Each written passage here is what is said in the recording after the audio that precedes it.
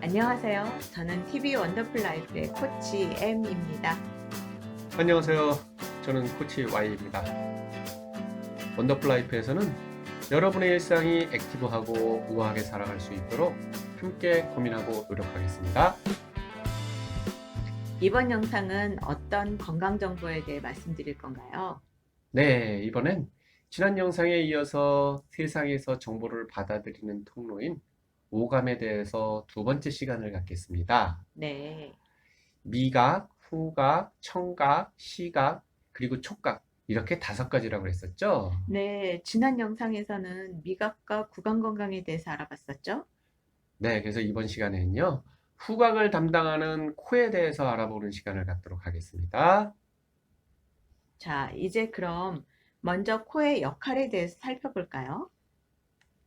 코의 역할은 크게 네 가지 정도로 볼 수가 있는데요. 첫 번째가 감각 기능인 후각 기능이 되겠습니다. 네, 후각 기능이라는 게 뭘까요? 사람은 콧구멍 위쪽에 끈끈한 점막에 후각세포가 많이 있는데요. 공기에 섞여 들어온 냄새를 가진 화학물질이 이 후각세포를 자극하면 그것이 후각신경에 의해 대뇌로 전달되고 냄새를 느끼도록 되어 있습니다. 네. 그리고 후각은요, 비교적 예민해서 피로하기 쉽기 때문에요. 같은 냄새를 계속해서 오래 맡으면 그 냄새를 느끼지 못하게 된다고 그러네요. 아, 계속 맡으면 무뎌지는 게 그 이유군요. 네, 그렇습니다. 냄새와 맛은 화학물질에 대한 감각이다 보니까 서로 연관성을 가지게 되는데요. 그래서 냄새를 제대로 못 느끼면 맛도 제대로 느끼지 못하는 경우가 있습니다. 아, 감기에 걸려 코가 막힌 사람이 음식의 맛을 잘 모르는 게 바로 그런 경우겠네요. 네, 맞습니다. 자, 그럼 이제 두 번째 기능은 뭐예요? 호흡 기능이 되겠는데요. 네, 호흡 기능이요. 네네. 코로 들어간 공기는 인두, 후두를 통과해서 기관이나 기관지에 도달함과 동시에 폐포 속 혈액에 산소를 공급합니다. 물론 혈액은 이산화탄소를 폐포 밖으로 뿜어내죠. 이런 일련의 과정들을 호흡작용이라고 하는데요. 네. 이런 호흡 과정 중에 생기는 탄산가스나 수분은 숨을 내쉴 때 코를 통해서 방출되게 되고요. 우리가 하루에 호흡하는 공기의 양은 얼마나 될까요? 네, 그 양이요. 10,000리터에서 20,000리터쯤 된다고 하니까요. 어, 우리가 마시는 생수 2리터짜리로 환산하면 한 10,000병쯤 되겠죠? 엄청난 양이네요. 그렇죠. 이런 공기가 체온과 온도 차이가 많이 나게 되면요. 코의 비갑계를 지나 목으로 넘어가는 동안 30에서 32도씨가 되고요. 네. 후두나 기관에 이르면 정상 체온인 36.5도에 가깝게 온도가 조절돼서 폐로 들어갑니다. 네. 외부 공기가 몸에 비해 지나치게 차거나 지나치게 뜨거울 때 바로 폐로 들어가게 된다면 예민한 폐 세포들이 손상을 입을 수도 있고요. 공기의 온도를 조절하는 게 굉장히 중요하군요. 네. 그리고요, 공기가 아무리 건조해도 코안을 통과하게 되면 습도가 75에서 85% 사이로 조절이 됩니다. 아, 저절로요? 네. 일반적으로 코 속에서 발산되는 수분의 양이 하루에 약 한 1000cc, 그러니까 1리터 정도인데요. 특히 겨울철 같이 건조한 계절에는 더 많은 수분이 발산된다고 그러네요. 발산되는 수분의 양이 엄청 많네요. 그래서 물을 많이 마시라는 건가 봐요. 그렇겠죠? 그리고 습도는 코 속에 있는 아주 작은 섬모 운동에 중요한 역할을 하는데요. 습도가 부족하면 코의 섬모 운동이 활발하지 못해서 감기나 축농증에 잘 걸리게 된다네요. 감기에 잘 걸린대요. 여러분, 물 많이 드세요. 그 다음은 무슨 기능인가요? 정화 기능이 되겠습니다. 네, 정화 기능이요. 네. 코 속에 있는 코털과 작은 섬모에 의해서 공기와 섞여 들어온 작은 입자나 먼지들이 걸러지게 되는데요.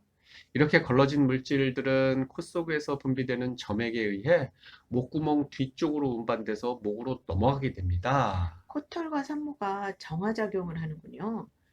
네.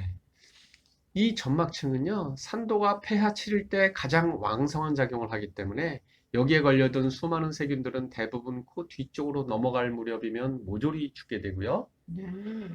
코 뒤에서 세균을 배양하게 된다면 세균이 자라지 않을 정도로 살균작용이 뛰어나다고 하네요. 선모운동 또한 코의 중요한 작용 가운데 하나입니다. 코 안의 선모들이 운동해서 점막층을 이동시키고요. 이물질을 제거하는 역할을 하기 때문인데요. 또한 호흡기계 통해 분포하고 있는 호흡선모들은 부비동에서 분비되는 점액들을 밖으로 이동시켜 배출하면서 부비동에 들어있는 이물질이나 해로운 물질들을 제거하는 기능도 합니다. 결과적으로 이물질 제거와 살균 작용을 하는 거네요. 자, 네, 이제 마지막 기능은 뭔가요? 공명 기능이 되겠는데요. 아, 공명 기능이요? 네, 사람이 자기 의사를 전달하고 남의 의견을 받아들이는 것은 대부분 말을 통해서 이루어지죠. 그렇죠. 이렇게 중요한 기능은요, 흔히 혀와 성대만이 전부일 것이라고 생각하지만 코도 아주 중요한 일을 담당하고 있습니다. 비강 안에서 소리가 공명 현상을 일으켜서요, 자기만의 음성을 만드는 거죠. 사람마다 목소리가 다른 게 그런 이유였군요. 네, 그렇습니다. 그리고 코와 눈, 귀가 연결되어 있다는 소리는 들으셨죠? 네, 들었죠. 네. 먼저 귀와 연결된 이관이라는 것이 있는데요. 어떤 분은 유스타키오관이나 귀 인두관으로 아시는 분도 계실 거예요. 네, 저도 유스타키오관으로 알고 있죠. 이 기관은요, 속귀의 기압 조정을 위해 코와 관으로 연결되어 있는 건데요. 귀 속의 습기나 분비물을 코를 통해 배출하는 역할도 한다고 합니다. 아, 그런 기능도 있군요. 그리고 코와 눈이 연결된 비누관이 있는데요. 눈물관이라고도 하죠. 이 눈물관에서 나온 눈물은 비누관을 거쳐서 코로 나오는데요. 보통 이 관을 통과하는 사이에 말라버리게 된다고 하는데, 눈물이 가득 차게 되면 마르기 전에 콧물이 되어서 그대로 흘러나오게도 된다네요. 아, 펑펑 울 때 눈물, 콧물이 범벅이 되는 게 이런 이유군요. 네, 그렇겠죠? 자, 이제 그럼 코의 역할에 대해서 한번 정리해 볼까요? 네. 첫 번째로 후각 기능은 기체 상태의 화학물질의 자극에 대한 감각 기능으로 냄새를 맡는 거고요.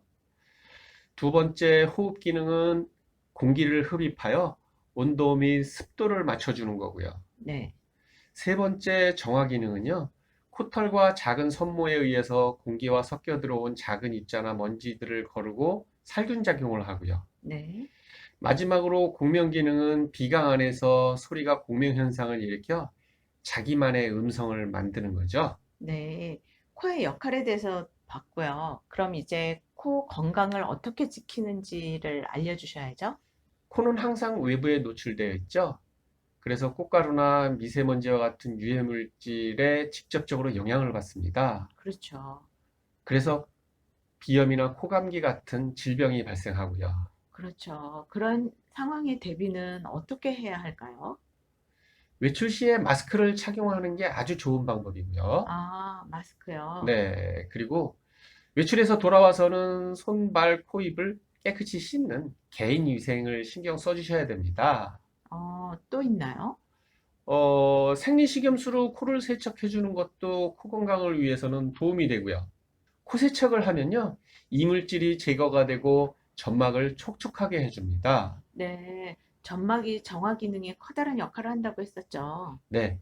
그리고 또요, 침구류나 카펫 등을 주기적으로 청소해서 진, 먼지, 진드기를 제거해야 됩니다. 알레르기성 비염을 일으키는 원인 중 하나이기 때문이죠. 맞아요. 진먼지 진드기 제거 중요하죠. 그리고 실내 온도는 20에서 25도, 실내 습도는 50에서 60% 정도로 맞추는 게 가장 적당하고요. 네. 온도, 습도를 적정하게 유지하라는 말씀이시네요. 네. 만약 코피가 난다면 어떻게 하면 좋을까요? 머리를 앞으로 숙이셔야죠. 대부분의 사람들이 코피가 날 경우 머리를 뒤로 젖히는 경향이 있는데요. 그쵸. 이건 잘못된 자세고요. 오, 코 양쪽을 검지와 엄지로 잡은 다음 코의 연골을 눌러주세요. 만약에 지혈이 잘 안 되신다면 이 과정을 2, 3회 정도 더 반복해 주시고요.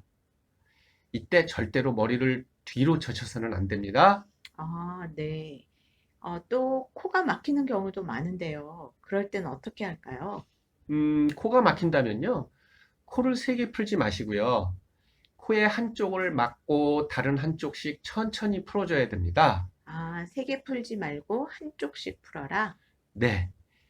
코를 세게 푼다면요. 시원하게 느낄 수는 있습니다. 그렇지만 이게 심하게 되면 압력이 상승돼서 귀가 멍해지기도 하고 고막에 손상이 갈 수도 있습니다. 어, 또한 코가 막힌다고 해서 너무 자주 풀게 되면요. 코의 안쪽 점막이나 피부가 상할 수도 있고요. 아, 그런데요. 코털 뽑는 남자분들 있던데 그거 안 좋죠. 물론이죠. 코 속에 있는 코털은 외부의 먼지와 바이러스 등을 방어해주는 역할을 한다고 했죠. 네, 그런데 그 코털을 뽑게 되면 그 모근이 병균에 쉽게 감염이 돼서요, 염증을 유발할 수 있습니다. 그렇죠. 그래서 코털용 가위를 이용해 살짝 잘라주시는 것이 좋겠죠? 네, 요즘은 코털 정리기도 있으니까 편한 거 쓰시면 되겠네요. 네, 그렇게 하시죠. 코 세척이 코 건강에 좋다고 하셨는데요. 어떻게 해야 하나요? 네, 코 속의 점막층을 건강하게 하는 데는 생리식염수를 이용한 코 세척이 도움이 된다고 합니다. 세수하듯이 코 속이 닦아줘야 한다고 하더라고요. 네, 비염등이 있으시다면 일반 생리식염수보다는 염도가 좀 높은 3% 정도 되는 것이 좋다고 하는데요. 이거는 코를 씻어내는 것만이 아니라 염증도 완화시켜 주고요. 코 속의 섬모 운동성까지 향상시켜 준다고 합니다. 이렇게 하는 게 근거가 있는 거죠? 그럼요. 가톨릭 의대 부천 성모자야병원에서 연구한 결과를 대한이비인후과 학회지에 발표한 바가 있습니다. 네, 과학적 근거가 확실한 거군요. 네. 좀 더 말씀드리자면 코 속 점막에 있는 섬모는 먼지 등 공기 중에 불순물이 섞인 점액을 코에서 목으로 운반하는 역할을 하게 된다고 그랬었고요. 그리고 섬모가 하루에 운반하는 점액량은 1리터나 되는데 섬모가 활발히 움직여야 코가 깨끗해진다고 그랬죠?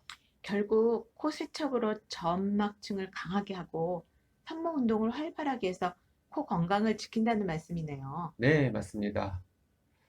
올바른 코 세척법에 대해서도 알려주면 좋을 것 같아요.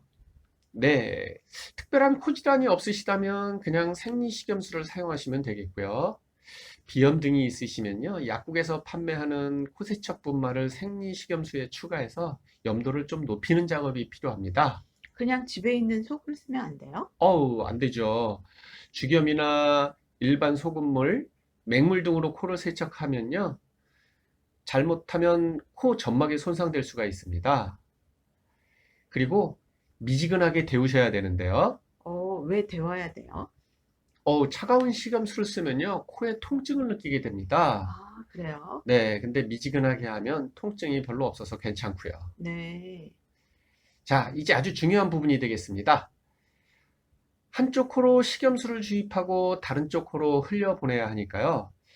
머리를 한쪽으로 기울이시는 경우가 있는데요. 그렇게 하시면 안 되고요. 그냥 머리를 앞쪽으로 내밀면 됩니다. 네, 앞으로 내밀어라. 네. 또 더 중요한 것은요. 식염수 주입 시에 아 하고 소리를 내셔야 됩니다. 그건 또 왜 그렇게 하는 거죠? 네, 식염수를 코로 들이켜 마시게 되면요. 코의 뒤편과 귀 안쪽을 연결하는 부위인 이관을 자극시키게 되고요. 감염을 일으켜서 중이염과 같은 귀병이 발생할 수도 있기 때문입니다. 중이염도 일으킬 수 있어요. 네. 그래서요, 아 소리를 계속 내면요. 이관을 막아주기 때문에 꼭 소리를 내셔야 합니다. 그렇군요. 여러분, 하고 소리를 꼭 내셔야 한대요. 네, 그렇게 하세요. 코 건강 잘 지키셔서 원더풀 라이프를 누리세요. 구독 신청과 더불어 좋아요 추천 꼭 부탁드리겠고요. 궁금한 사항은 아래 댓글을 이용해 주시면 답변 드리도록 하겠습니다. 오늘도 원더풀 라이프 되세요. 저희는 다음 영상에서 뵙겠습니다.